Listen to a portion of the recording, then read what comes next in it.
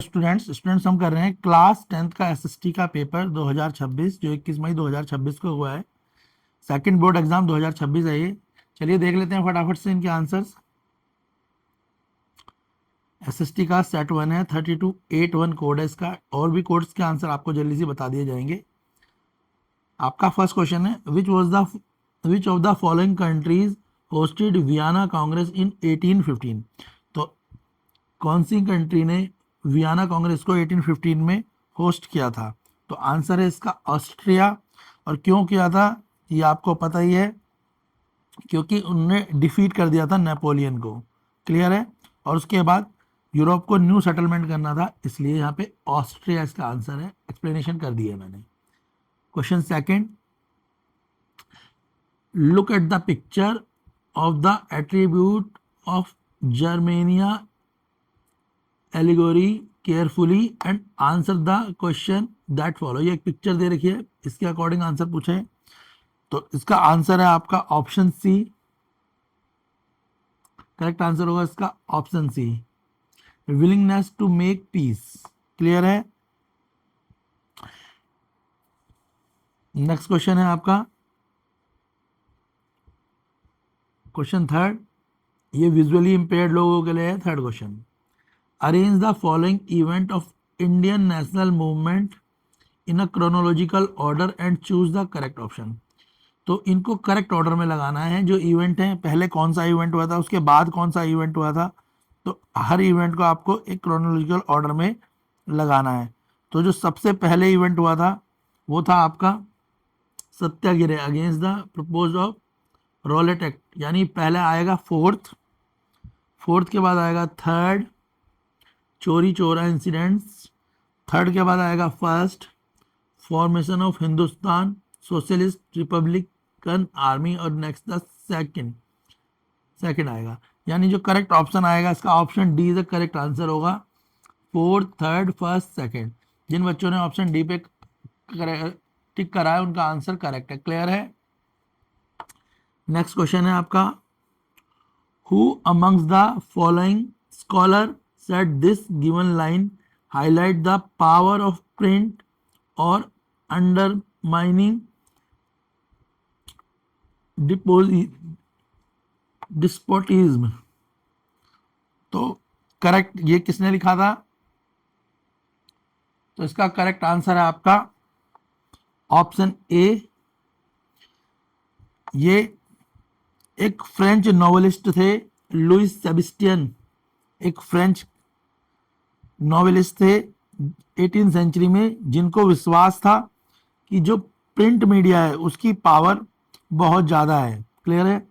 तो इनको विश्वास था। ये कौन थे? एक फ्रेंच नॉवेलिस्ट थे 18th सेंचुरी के, और इनको विश्वास था कि जो पावर है प्रिंट मीडिया की वो काफ़ी है। क्लियर है। तो ऑप्शन है करेक्ट आंसर इसका। उन्होंने ही लिखा था Trimble before the virtual writer, ये ऑप्शन है, ये इन्होंने ही लिखा था। 18th सेंचुरी के ये फेमस नॉवेलिस्ट थे। क्लियर हो गया। अभी हम सारे एमसीक्यूज करेंगे सेक्शन बी, उसके बाद हम 2 मार्क्स के क्वेश्चन भी कर लेंगे। चलिए अब सेक्शन बी है आपका ज्योग्राफी का, इसके आंसर देख लीजिए। क्वेश्चन है choose the correct match pair from the following. तो आपको करेक्ट मैच पेयर को चूज करना है, ठीक है, जो करेक्ट हो। तो देखो पहला है आपका सुंदरबन नेशनल पार्क। तो सुंदरबन नेशनल पार्क कहाँ है? तो जो सुंदरबन नेशनल पार्क है ये आंध्र प्रदेश में नहीं है। Sundarban national park West Bengal में। तो पहला वाला गलत है। सुंदरबन कहाँ पे है? वेस्ट बंगाल में, आंध्र प्रदेश में नहीं है। दूसरा, ठीक है, बांधवगढ़ नेशनल पार्क मध्य प्रदेश, ये सही है, ऑप्शन बी करेक्ट है इसका। तीसरा, Corbett national park West Bengal, ये भी गलत है, कॉर्बेट नेशनल पार्क उत्तराखंड में है। ठीक है। और फोर्थ वाला सरिस्का, ये कहाँ पे है? ये आपका राजस्थान में है। तो डी भी गलत है, सी भी गलत है, ए भी गलत है, ऑप्शन बी करेक्ट है। ठीक है। बांधवगढ़ नेशनल पार्क आपका मध्य प्रदेश में, ऑप्शन बी इसका करेक्ट आंसर है। Question 11, in which of the following name was given in the question number 12 है, question number 11, which of the following name was given to the Bhoodan Gramdan movement.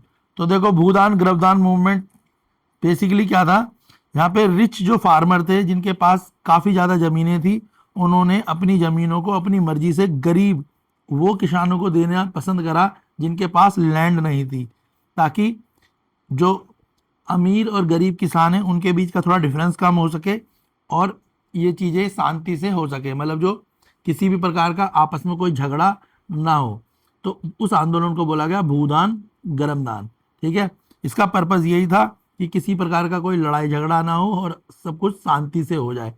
तो भूदान गर्मदान movement जो है वो blood less revolution था, option D. यहाँ पर इस भूदान गर्मदान में कोई भी झगड़ा नहीं हुआ, किसी भी प्रकार की मौत नहीं हुई, कोई भी मारपीट नहीं हुई, क्योंकि रिच जो लैंड जिनके पास काफ़ी लैंड थी उन्होंने अपनी मर्जी से गरीब किसानों को जिनके पास लैंड नहीं थी उनको लैंड दे दी थी, तो कोई भी झगड़ा नहीं हुआ, बाकी ये सब में था। तो ब्लड लेस रेवोल्यूशन माना गया इसे भूदान गर्मदान को। तो ऑप्शन 11 का आंसर है ऑप्शन डी। ठीक है, क्वेश्चन 12 असर्शन रीजन क्वेश्चन में दिया हुआ है। तो क्वेश्चन 12 है, इसका असर्शन और रीजन, ऑप्शन इसका सी करेक्ट होगा असर्शन और रीजन के हिसाब से, क्योंकि इसका असर्शन ट्रू है, रीजन फॉल्स है। तो क्वेश्चन जो असर्शन रीजन वाला है क्वेश्चन नंबर, इसका आंसर क्वेश्चन 12 का आंसर होगा option C. Question 13 choose the correct option. Question 4 है, choose the correct option related to type of coal from the following. तो टाइप ऑफ कोल पूछा है, तो देखो यहाँ पर हमारे को पता है, अगर हम जो कोल के टाइप होते हैं वो क्या, लिग्नाइट है, ये कोल होता है लिग्नाइट। दूसरा कोल कौन सा होता है, दूसरा कोल होता है आपका मैग्नाइट, तीसरा बिटुमिनस। तो इसका जो कौन सा नहीं है इसमें, ठीक है, तो लिग्नाइट,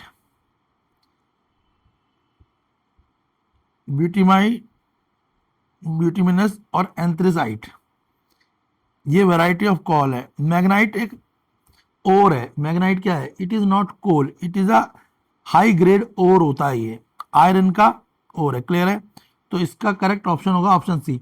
फर्स्ट सेकंड और फोर्थ करेक्ट होंगे, लिग्नाइट, एंथ्रेसाइट और ब्यूटाइन। मैग्नाइट रॉन्ग आंसर है, तो ऑप्शन सी इसका करेक्ट आंसर होगा, क्योंकि उसने पूछा है टाइप ऑफ कोल, और मैग्नाइट क्या है, ये आयरन का ओर है थर्ड वाला, इसलिए ऑप्शन सी करेक्ट है। क्वेश्चन 14 अरेंज करना है following atomic energy plants from north to south as per their location. तो अरेंज करेंगे नॉर्थ टू साउथ उनकी लोकेशन के हिसाब से। तो देखो सबसे पहले आएगा आपका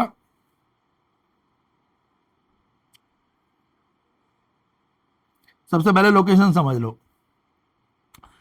तो अगर हम काकरपारा, तो काकरपारा गुजरात में है,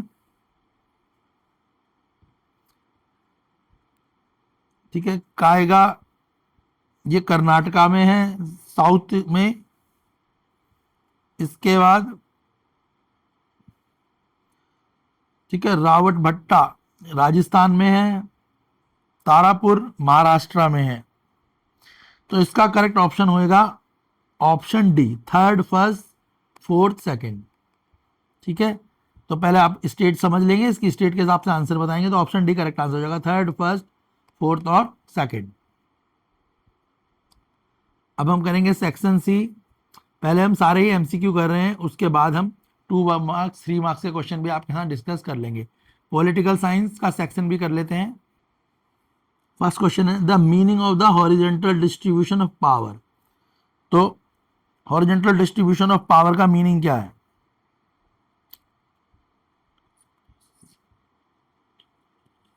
basically horizontal meaning of power का मतलब यह है कि जो पावर है उसको डिस्ट्रीब्यूट करा जाए किसमें, लेजिस्लेटर में, एग्जीक्यूटिव में और जुडिशरी में। क्लियर है, उन तीनों में हॉरिजेंटली क्या करा जाए ताकि तीनों का लेवल सेम हो जाए। किस किस का लेवल सेम हो जाए? लेजिस्लेटर का, एग्जीक्यूटिव का और जुडिशरी का। क्लियर है, इसके हिसाब से इसका करेक्ट आंसर होगा ऑप्शन ए, पावर शेयर होनी चाहिए different organ of the government. तो कौन से ऑर्गन के बारे में बात चल रही है यहाँ पे? तो लेजिस्लेटर, एग्जीक्यूटिव और जुडिशरी, तीनों को सेम पावर हो जाए। ऑप्शन ए करेक्ट आंसर है क्वेश्चन 19 का। क्लियर है? Question 20, which one of the following language is spoken by the most people in the Brazil and the capital Belgium. तो यहां पर कौन सी लैंग्वेज बोली जाती थी सबसे ज्यादा?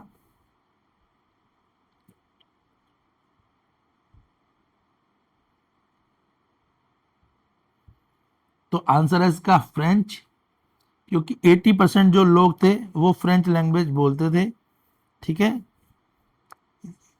इसलिए इसकी इनकी जो डोमिनेंट लैंग्वेज है फ्रेंच है। वैसे वहाँ पे जो लोग थे वो डच भी बोला करते थे, मगर ज़्यादातर लोग फ्रेंच बोलते थे, तो इसका आंसर फ्रेंच होगा। करेक्ट ऑप्शन बी होगा फ्रेंच। डच भी बोलते थे लोग, पर डच 60% लोग थे, ज़्यादातर लोग 80-85% लोग जो है फ्रेंच बोला करते थे, 50-60% लोग डच। तो ज़्यादा लोग कौन सी भाषा बोल रहे हैं? French. Option B correct answer होगा इसका। इस डायग्राम को देखना, ये मैप है, carefully and answer the question of the following. तो मैप देख ले, इसके आंसर्स है क्वेश्चन 21। तो इसका आंसर है आपका option C, north end eastern. ठीक है, north end option C correct answer होगा। Question 22, which one of the following is not a government level of, ठीक है, पंचायती राज। तो इनमें से कौन सा ऐसा ऑप्शन है जो गवर्नेंस लेवल ऑफ पंचायती राज में नहीं आता? ठीक है,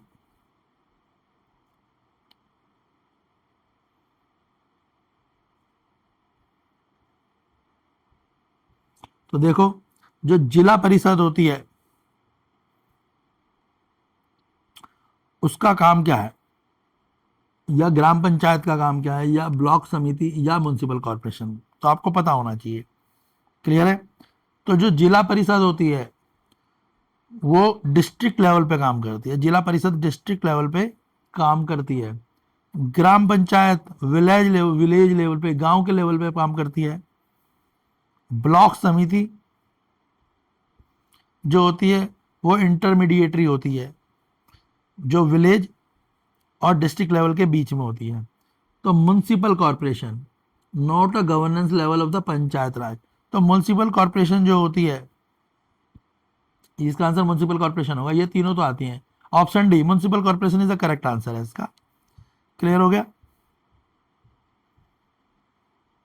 क्वेश्चन 23 मैच करना है, तो देख लो। उत्तर प्रदेश, उत्तर प्रदेश में आएगा आपका आरएलडी, राष्ट्रीय लोकदल है उत्तर प्रदेश। ए के साथ आएगा आपका सेकंड, उत्तर प्रदेश के साथ सेकंड राष्ट्रीय लोकदल।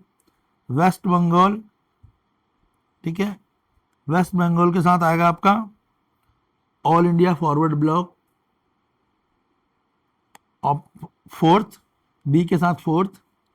हरियाणा, हरियाणा के साथ आएगा INLD, Indian national Lokdal, Haryana के साथ फर्स्ट। और उड़ीसा, उड़ीसा के साथ आ जाएगा बीजेडी, ठीक है, बीजू जनता दल। तो करेक्ट ऑप्शन क्वेश्चन 21 का होगा ऑप्शन सी। करेक्ट आंसर होगा ऑप्शन सी। क्लियर हो गया? क्वेश्चन नंबर 23 का आंसर है ऑप्शन सी। करेक्ट आंसर है ऑप्शन सी। नेक्स्ट, अब हम करेंगे सेक्शन डी इकोनॉमिक्स का।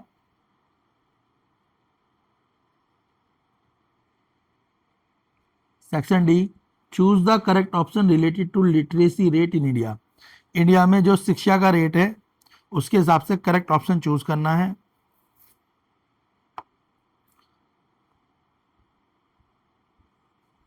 तो इसका आंसर है option A, proportion of literacy population 7 and above age group के लिए।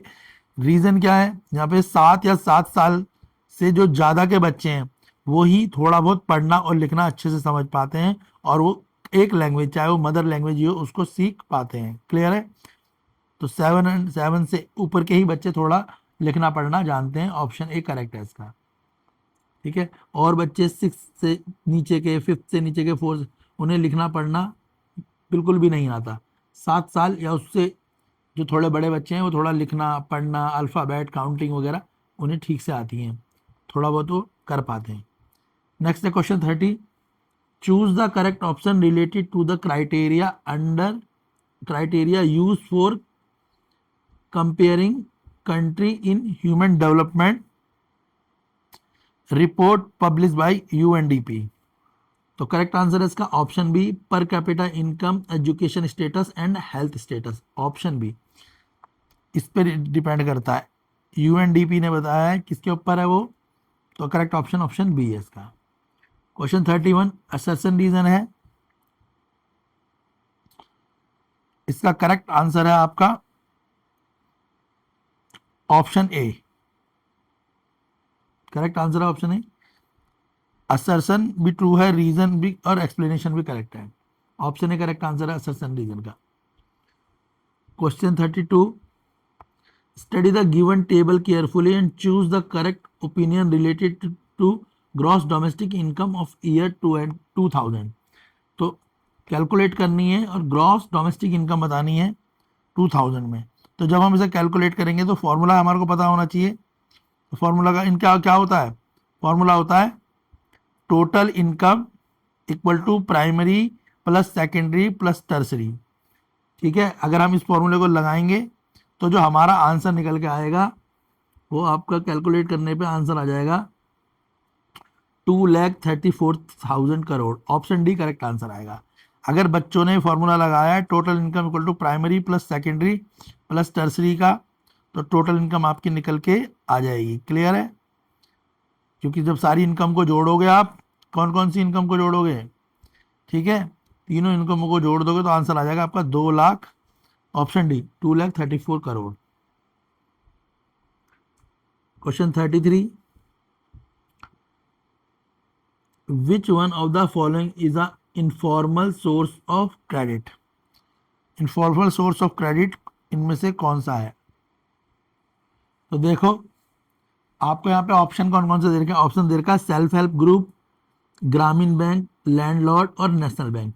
तो आपको ये पता होगा अगर हम किसी भी पैसे का लेन देन करते हैं किसी भी ऑर्गेनाइजेशन के थ्रू, तो हमारे पे reserve bank of India control करता है। यानी सेल्फ हेल्प ग्रुप कह सकते हो आप, छोटी जो कॉरपोरेटिव बैंक होते हैं इनमें आरबीआई नज़र रखता है, ग्रामीण बैंक जो गांव के बैंक होते हैं उनमें भी आरबीआई नज़र रखता है, और नेशनल बैंकों पे जैसे एसबीआई वगैरह उन पे भी आरबीआई नज़र रखता है।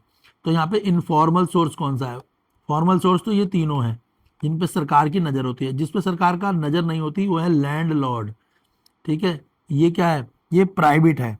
तो इसका आंसर होगा ऑप्शन सी लैंडलॉर्ड, क्योंकि ये इनफॉर्मल सोर्स ऑफ क्रेडिट है। लैंडलॉर्ड यानी जो जमींदार लोग होते हैं उनसे हम पैसा उधार में लेते हैं मगर उसका सरकार से कोई लेना देना नहीं है। तो लैंडलॉर्ड करेक्ट आंसर है क्वेश्चन 33 का। Question 34, why did Indian government impose restriction of foreign investment and foreign trade after independency, choose the correct option.